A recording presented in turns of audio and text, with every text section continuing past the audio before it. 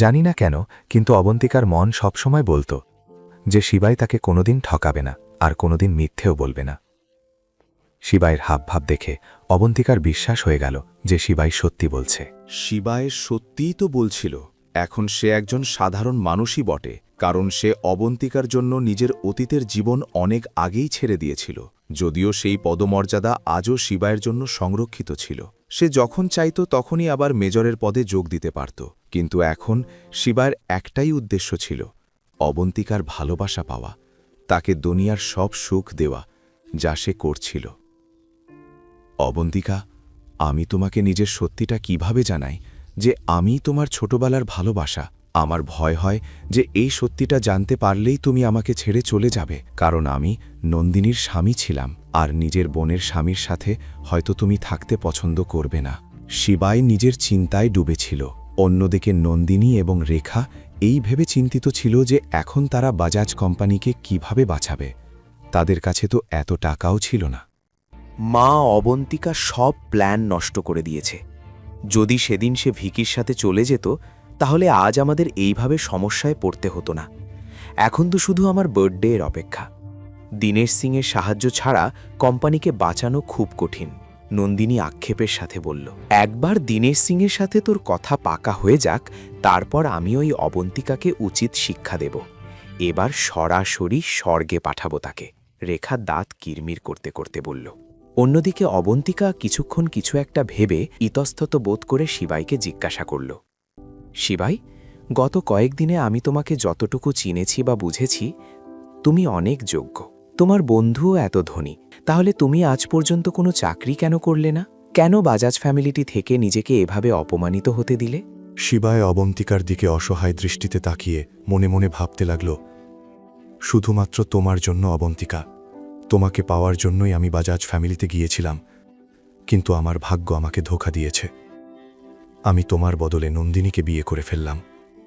নিজের মনে কথা বলার পর শিবা একটা দীর্ঘশ্বাস নিল এবং তারপর অবন্তিকার দিকে তাকিয়ে বলল, সঠিক সময় এলে তোমাকে সব বলে দেব অবন্তিকা, আমার ওপর ভরসা রাখো। এই মুহূর্তে শিবায়ের চোখে অবন্তিকার জন্য অগাধ ভালোবাসা ছিল। সে এক দৃষ্টিতে অবন্তিকার দিকে তাকিয়েছিল। যদি দাদাজি শিবাইকে ধোঁকা না দিতেন, তবে আজ শিবাই অবন্তিকার স্বামী হতো। নন্দিনী কত ভাগ্যবতী ছিল, কেন সে তোমার মতো স্বামী পেয়েছিল। আজ প্রথমবার আমার ওর ওপর হিংসে হচ্ছে। অবন্তিকা শিবাইকে বিষণ্ণ স্বরে বলল। শিবায় বুঝতে পারছিল না যে এই কথার উত্তরে সে কি বলবে। সে ড্রাইভারকে গাড়ির গতি বাড়াতে বলল এবং 5 মিনিটের মধ্যে তারা দুজনে নিপানিয়ায় অবস্থিত আনসাল প্রপার্টিজের মেইন গেটে পৌঁছে গেল। যদি অবন্তিকার ভিলা পছন্দ হয়ে যায়, তবে আজই শিফট হয়ে যাব, শিবায় মনে মনে ভাবল। ইতিমধ্যে অবন্তিকা চারপাশটা খতিয়ে দেখতে দেখতে জিজ্ঞাসা করল, তুমি এখানে কেন এলে? শিবায় কিছু উত্তর দেওয়ার আগেই গার্ড গাড়ির সামনে এসে দাঁড়িয়ে বলল, আপনাদের কোথায় যেতে হবে? কার সাথে দেখা করতে হবে? আমাকে নাম বলুন, আমি তাদের খবর দিচ্ছি, তবেই আপনারা ভেতরে যেতে পারবেন। দরজা খোলো। আমাকে পার্বতী ভিলা যেতে হবে, ওই ভিলা এখন আমার, শিবায় কড়া গলায় বলল। তার এই কথা শুনে অবন্তিকা চমকে গেল। গার্ড শিবায় আর অবন্তিকাকে ওপর থেকে নিচ পর্যন্ত দেখল এবং হাসতে লাগল। গার্ডের হাসি দেখে শিবায়ের কপালে ভাঁজ পড়ল। শিবায় বুঝে গিয়েছিল যে গার্ড তাকে তার পোশাক দেখে বিচার করছে। শিবায় রাগের সাথে বলল, যদি নিজের চাকরি খোঁয়াতে না চাও, তবে আমি তোমাকে শেষ সুযোগ দিচ্ছি। ভেতরে যাও আর ম্যানেজমেন্টকে জিজ্ঞাসা করো পার্বতী ভিলার মালিককে, আর তারপর বাইরে এসে আমার সাথে কথা বলো। শিবায়ের গম্ভীর কণ্ঠস্বর শুনেই গার্ডের ঘাম ছুটতে শুরু করল, কারণ যদি সত্যি শিবায় পার্বতী ভিলার মালিক হয়, তবে গার্ডের চাকরি যাওয়া নিশ্চিত ছিল। কিন্তু গার্ড কিছু বলার আগেই পেছন থেকে কারো হাসির শব্দ শোনা গেল। শিবায় আর অবন্তিকা ঘুরে দেখল পেছনে যশ দাঁড়িয়ে আছে।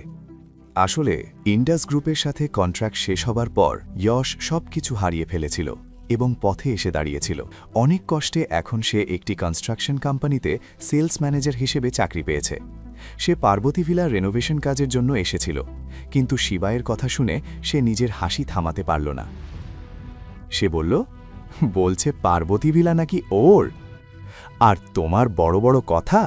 শিবায়, তোমার মতো একজন লুজার পার্বতী ভিলার ব্যাপারে ভাবতেও পারে কি করে? যদি কোথাও লটারিও যেত তবুও তুমি এই ভিলা কিনতে পারবে না। শিবায় যশকে দেখে গাড়ি থেকে বাইরে বেরিয়ে আসাটাই সঠিক মনে করল। এমন একটা বিশেষ মুহূর্তে শিবায় কারোর সাথে ঝামেলায় জড়াতে চাইছিল না, বিশেষ করে অবন্তিকার সামনে। বেচারি নিজের জীবনে অনেক কিছু সহ্য করেছে, তাই এখন আর নয়। এসব ভেবেই শিবায় ক্যাব থেকে নামল এবং গাড়ির দরজা বন্ধ করতে করতে বলল, গতবার যা হয়েছিল তারপরও তোমার বুদ্ধি ঠিক হলো না কেন? শিবায়ের কথা শুনে যশ রাগে লাল হয়ে গেল এবং বলল, তোমার সাহস হয় কি করে আমার সাথে এভাবে কথা বলার? আর তুমি জানলে কি করে যে আমার সাথে কি হয়েছিল? যাই হোক, আমার কিছু যায় আসে না। আমি তো একটা ভালো চাকরি পেয়ে গেছি, কিন্তু আমি তোমাকে একটা কথা বলে দিই যে এখনও সময় আছে, এখান থেকে চলে যাও। ভিলার মালিক চলে এলে তোমার নেওয়ার চেয়ে দেওয়ার দায় বেশি হয়ে যাবে। এমনিতে আমার এখানে কাজ আছে, আমি এখানে পার্বতী ভিলার রেনোভেশনের জন্য এসেছি, মালিক আসতেই হবেন, বিদায় হও এখান থেকে। যশের কাছে টাকা কামানোর একটা ভালো সুযোগ ছিল। যদি পার্বতী ভিলার রেনোভেশনের কন্ট্রাক্ট সে পূর্ণ করতে পারত, তবে সে মোটা টাকা কমিশন পেত এবং ভবিষ্যতে আরও ধনী ক্লায়েন্টও পেত।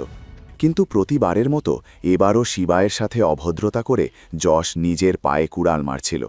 এই সুবর্ণ সুযোগটিও সে অজান্তে হারিয়ে ফেলেছিল। কোনো মহাপুরুষ ঠিকই বলেছেন, আয় ষাঁড় আমাকে মার। বাকি গল্প জানতে দেখুন পরের এপিসোড শুধুমাত্র পকেট এফএম-এর ইউটিউব চ্যানেলে। আর শিবাই এক বিনাশাকের সব এপিসোড শুনতে পকেট এফএম অ্যাপ ডাউনলোড করুন এবং বর্ণনায় দেওয়া লিঙ্কে ক্লিক করুন।